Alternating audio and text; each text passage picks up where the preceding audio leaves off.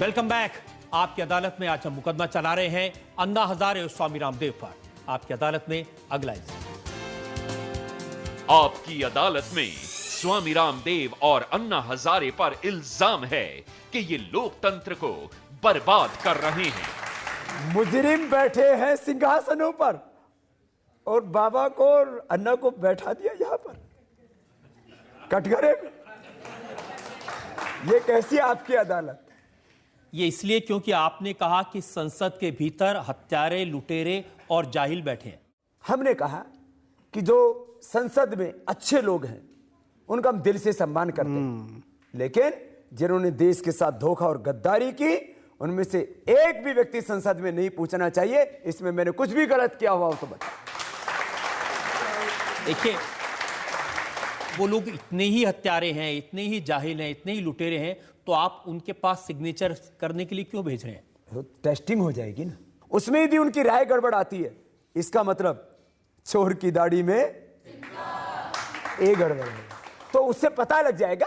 इसलिए वास्तविकता देश के लोगों के सामने आए, हकीकत लोग पहचाने, इसलिए उनको जाकर के उनसे सिग्नेचर करवाएंगे और यदि जिन्होंने समर्थन दिया उनके भी बारे में बताएंगे और जिन्होंने विरोध किया उनके भी बारे में बताएंगे। हकीकत लोगों के सामने आनी चाहिए। लेकिन सच तो ये ना अन्ना जी, जो पार्लियामेंट है जिसके बारे में आप अभी कह रहे थे कि संसद सुप्रीम है, सबसे बड़ी है, जनता की चुने हुए प्रतिनिधि हैं, उनके बारे में स्वामी जी ने कहा, अरविंद केजरीवाल ने भी कहा कि वहां बलात्कारी हैं, अपराधी हैं। इसको लेकर के जो संसद के सदस्य हैं वो काफी नाराज हैं और सारे लोग इस बात में इकट्ठे हैं। सभी सांसद के लिए नहीं कहा। अरविंद को भी मैं पूछा, वो सभी सांसद के बारे में नहीं कहा।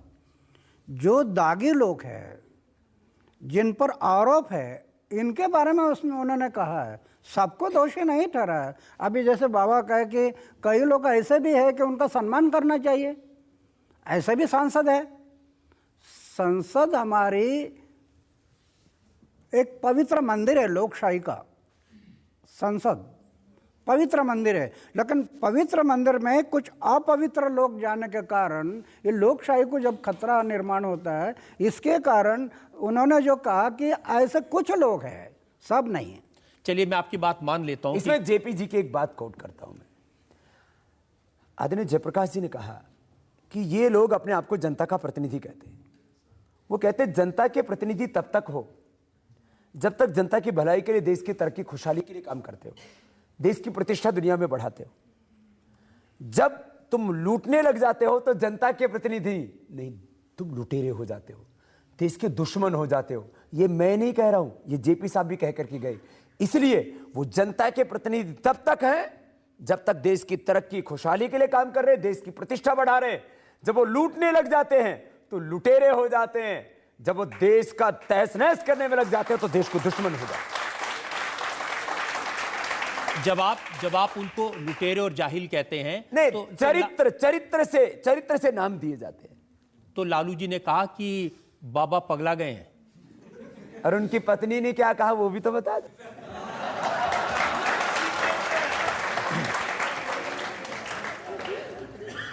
उनकी पत्नी बोलते हैं बाबा जी ठीक कहते हैं।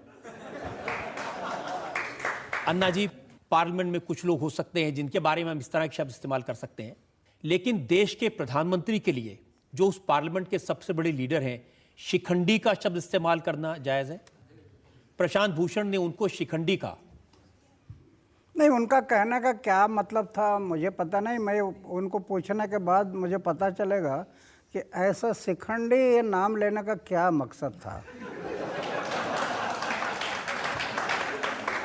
और जिस तरह के आरोप आपने भी उन पर लगाए हैं कोल ब्लॉक को लेकर, बाबा रामदेव को क्या पता कि कोल ब्लॉक कैसे बांटे जाते हैं? इनको पूरा देश बेचने का पता है, हमको बचाने का भी नहीं पता है। हमारे सामने तो जो तथ्य आए, और तथ्य हमारे नहीं, ये तथ्य तो कैग के, और कैग की हिम्मत नहीं कि कोई गलत रिपोर्ट प्रस्तुत करे। देखिए, अंबिका सोनी का स्टेटमेंट मेरे पास में है। उन्होंने कहा कि ये कैग की प्राइमरी ड्राफ्ट रिपोर्ट है, ये रिपोर्ट बदल भी सकती है। अच्छा, हमारे खिलाफ सारी एजेंसी लगा ली, कोई आरोप साबित नहीं कर पाए। अन्ना हजारे साहब का सावंत कमीशन बैठा के जांच करवा लिया, हमारे खिलाफ कोई सबूत नहीं है और हमको अपराधी कहते हैं।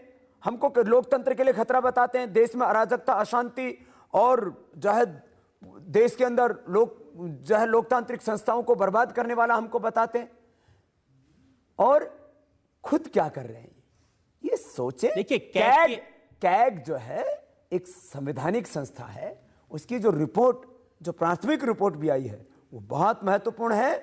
ये पूरी सरकार का लेखा जोखा रखने वाली संस्था है। देखिए, उस संस्था के जो ये अध्यक्ष कोई हैं, बाबा रामदेव और अन्ना हजारे की एजेंसी नहीं, ये लोकतांत्रिक एजेंसी। उस एजेंसी के जो अध्यक्ष हैं विनोद राय, उन्होंने भी कहा कि ये बहुत शुरू की रिपोर्ट है और ये बदल भी सकती है। अब देखो साहब, ये तो क्या क्या बदलवा सकते हैं तो। लेकिन उस अधपकी रिपोर्ट के आधार पर प्रधानमंत्री पर इतना बड़ा आरोप लगा देना, प्रधानमंत्री को जांच के दायरे में घसीटने की कोशिश करना, ये लोकतंत्र में तो जायज नहीं है। नहीं, हमने कहा प्रधानमंत्री की वैयक्तिक ईमानदारी के ऊपर किसी ने प्रश्न चिन्ह नहीं लगाया। उनसे इतना ही तो कहा कि अपनी संवैधानिक और लोकतांत्रिक जिम्मेदारी और ईमानदारी दिखाएं। इसमें मुझे नहीं लगता कि देखिए, ये रिपोर्ट सीवीसी के पास गई, सीवीसी ने सीबीआई को भेज दिया, सीबीआई ने उसके ऊपर जांच करनी शुरू कर दी, और वो भी आपको एक्सेप्टेबल नहीं है। अरे सीबीआई कौन है? ये पंत प्रधान के अंडर में तो काम कर रही है सीबीआई, और पंत प्रधान की वो जांच करेगी? जो पंत प्रधान के अंडर में काम करते हैं उनकी जांच कैसे कर सकते हैं? अगर आपको लगता है इसमें खतरा नहीं है, हम लोग क्लियर है, हमारे में कोई ऐसी गड़बड़ी नहीं हुई, तो बाहर के लोग क्यों नहीं नियुक्त करते? जज, रिटायर जज, एक कमेटी नियुक्त करो, अच्छे लोग नियुक्त करो और जांच करो। क्यों नहीं करते? क्यों डर लगता है? वो करते नहीं है। सीबीआई से ही कराना है तो पहले सीबीआई को प्रधानमंत्री के चंगुल से मुक्त कर दीजिए, फिर तो भला ही भला हो जाएगा हिंदुस्तान का, उससे जांच करवा लीजिए।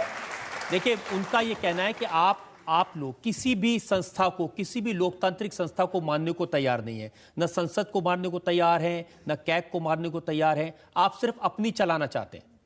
बिल्कुल नहीं, हम लोग अपने क्या चलेंगे?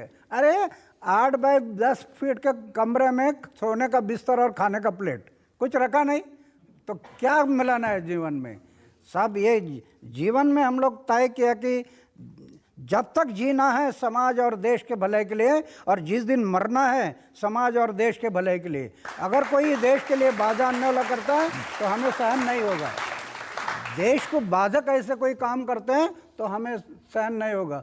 अगर उनको लगता है तो 3 साल उसकी जांच क्यों नहीं किया? सीएजी का रिपोर्ट आया था, भले कौन सा रिपोर्ट है, उनको लगता है कि वो सही नहीं ठीक गलत है, 3 साल क्यों रोक कर रखा उसमें? उसकी जांच क्यों नहीं की? तो इसमें गड़बड़ी है इसलिए तो नहीं की, संसद के सामने लाया नहीं 3 साल तक। लेकिन वो तो कहते हैं कि आप देशद्रोही हैं। हम देशद्रोही दिखाई देते? हमने कौन सा ऐसा बुरा काम किया? रजत जी, आप तो करीब 1 दशक से ज्यादा से मुझे जानते हैं। हमने सुबह लोगों को 4 बजे उठाया, 11 लाख किलोमीटर की यात्रा की, करीब 11,000 से ज्यादा सभाएं और शिविर किए, 11 करोड़ से ज्यादा लोगों को शिविरों में योग सिखाया, पूरे हिंदुस्तान के लोगों को टीवी आदि के माध्यम से योग सिखाया। आज दुनिया के 200 से ज्यादा देशों तक योग, आयुर्वेद, स्वदेशी और भारतीय संस्कृति का ऐसा झंडा गाड़ा है जिसको कोई उखाड़ नहीं सकता। अब ये काम करना यदि देशद्रोह है तो हम इसको रोज करेंगे। स्वामी जी, जब तक आप योग सिखा रहे थे, लोगों को निरोग बना रहे थे, किसी को आपत्ति नहीं थी। आपत्ति किससे है? ये जो आपने सरकार के खिलाफ और जो झंडा उठाया विद्रोह करने का, इससे आपत्ति है। हमने कोई सरकार के खिलाफ क्यों? अन्ना जी, हमने कोई झंडा उठा रखा है सरकार? ये शरीर निरोगी है ना, शरीर। बाबा रामदेव अब ये लोगों को शरीर से तंदुरुस्त कर रहे हैं, लेकिन साथ साथ मन से भी तंदुरुस्त होना चाहिए, इसलिए ये प्रयास चल रहा है। और धन से भी देश तंदुरुस्त होना चाहिए। तो हमने जो झंडा बोला, देखिए, आपको बताऊं, उनका आरोप यह है कि ये जो पिछले 1 साल में आपने आंदोलन खड़ा करके जो वातावरण बना दिया, इसकी वजह से देश में इन्वेस्टमेंट आना बंद हो गया, और आज जो देश की बुरी हालत है इसके लिए आप दोनों जिम्मेदार हैं। उल्टा चोर कोतवाल को डांटे। ये तो देखो, जैसे मैंने योग शास्त्र सीखा है ना, ऐसे पिछले 5 वर्षों में मैंने अर्थशास्त्र सीखा है, और दुनिया का कोई भी अर्थशास्त्री आकर के मुझसे बहस कर सकता है। मैं आपको एक बात कह रहा हूं, ये काला धन वापस लाने वाली जो प्रक्रिया हम बता रहे हैं उसको अपनाएंगे तो भारत की जीडीपी का आकार आज से करीब 7 से 10 गुना बड़ा होगा। 7 से 10 गुना हमारी समृद्धि पर जो है व्यक्ति जो इनकम है वो ज्यादा होगी। ये काला धन वापस आने के बाद तो महंगाई तो रहेगी ही नहीं, क्योंकि 50 साल तक टैक्स नहीं लेना पड़ेगा। गैस डीजल पेट्रोल करीब आधे दाम पर मिल जाएंगे। सारे देश में आग लगी पड़ी है कि इतना बड़ा मुद्दा है। ये लाखों करोड़ रुपए जब एग्रीकल्चर में लगेगा, उनके किसानों के खेत को पानी और बिजली देने के लिए, बच्चों के लिए स्कूल कॉलेज यूनिवर्सिटी बनाने के लिए, जवानों की इंडस्ट्री बनाने के लिए, रिसर्च डेवलपमेंट में लगेगा, वाटर मैनेजमेंट में लगेगा, वेस्ट मैनेजमेंट में लगेगा। ये इतना पैसा होगा, भारत की जीडीपी बड़ी होगी, ग्रोथ रेट ज्यादा होगी, डेफिसिट नहीं होगा, सरप्लस में होंगे, हमारा रुपए का अवमूल्यन नहीं होगा। देखो 17वीं शताब्दी से लेकर के 1947 तक रुपए डॉलर पाउंड का 1, 3, 5 का अंतर हुआ करता था। आज 1 और अंतर हो गया 56 का, और 1 और 80 का पाउंड का। ये जो अंतर है खत्म होगा। हम जो कह रहे हैं उसके करने पर तो ये भारत दुनिया की सबसे बड़ी आर्थिक महाशक्ति बनेगा, और हमको भारतीय होने का गर्व होगा। स्वामी जी, इल्जाम तो यही है कि आप लोगों को ऐसे सपने दिखा करके उनको भड़का रहे हैं। अच्छा बताओ, इसमें कौन सी गलत बात बता दी? अब मैं सपना नहीं दिखा रहा हूं, हकीकत बता रहा हूं। इस देश में रजत जी करीब 20,000 लाख करोड़ रुपए की भू संपदा है। 33 लाख वर्ग किलोमीटर में हमारा ये भारत फैला है। दरअसल अब जो उत्तर भारत में पैदा हो गया, जहां जैसे हम लोग पैदा हुए, अब हमने पहाड़ देखे, ये पत्थर वाले भाटे वाले, तुमने भी वही देखा ना, अरावली की पहाड़ी। अब इनको क्या पता कि इन पहाड़ों के अंदर हीरे भी भरे पड़े हैं, कोयला भरा पड़ा है। आम हिंदुस्तानी को हिंदुस्तान की असली ताकत का, असली शक्ति और संपत्ति का पता नहीं है। जैसे हर एक मानव में महामानव होने की शक्ति है, हर एक इंसान में भगवान होने की शक्ति है, ऐसे ही हिंदुस्तान में विश्व की महाशक्ति होने का सामर्थ्य हम उसको प्रामाणिकता के साथ बताते हैं। 285.86 बिलियन टन कोयला है हिंदुस्तान में, जिसकी कीमत होती है करीब 1144 लाख करोड़ रुपए, खाली कोयले की बता रहा हूं। ऐसे ही लोहा, सोना, चांदी, एल्युमिनियम और देवभोग आदि में हीरा, ये सब मिलाकर के 89 प्रकार के मिनरल्स हैं। इनकी कीमत होती है करीब 20,000 लाख करोड़। ये एक एक व्यक्ति को जिस दिन ये संपत्ति मिलेगी तो एक एक व्यक्ति को मिलेंगे करीब 2 करोड़, एक परिवार को मिलेंगे करीब 10 करोड़। तो हिंदुस्तानी तो जन्म से ही करोड़पति है, उनको दरिद्र बनाया है इन बेईमान लोगों ने। जो लोग चुने हुए सरकार है, ये सब काम उनका है, आप कहां बीच में आ रहे हैं? किसकी संपदा है, किसको मिलेगी, कैसे? रजत जी, इस बात से मैं सहमत नहीं हूं। यह देश केवल राजनीतिक पार्टियों का नहीं है, यह देश केवल केंद्र सरकार का नहीं है, यह देश केवल कुछ खानदानों का नहीं है, यह देश हम 121 करोड़ भारतीयों का, और हम सब मिलकर के इसको बचाएंगे। ये जो 121 करोड़ की आप लोग बात करते हैं, तो क्या उसमें हम और अन्ना नहीं आते क्या? नहीं हमको 121 करोड़ में मानते नहीं, फालतू मान रखा है दोनों। उन्हीं 121 करोड़ लोगों ने तो इनको चुन करके पार्लियामेंट में भेजा है, उनको ताकत दी है। हमको भी भगवान ने धरती के ऊपर चुन के भेजा है कि जाओ बेटा, काला धन लाओ, भ्रष्टाचार मिटाओ। क्या देश में जो लोकतांत्रिक व्यवस्थाएं हैं, जो लोकतांत्रिक संस्थाएं हैं, उनमें आपका विश्वास है? हमारा 100% लोकतांत्रिक संस्थाओं में विश्वास है, और हम आंदोलन भी शांतिपूर्वक करना चाहते हैं।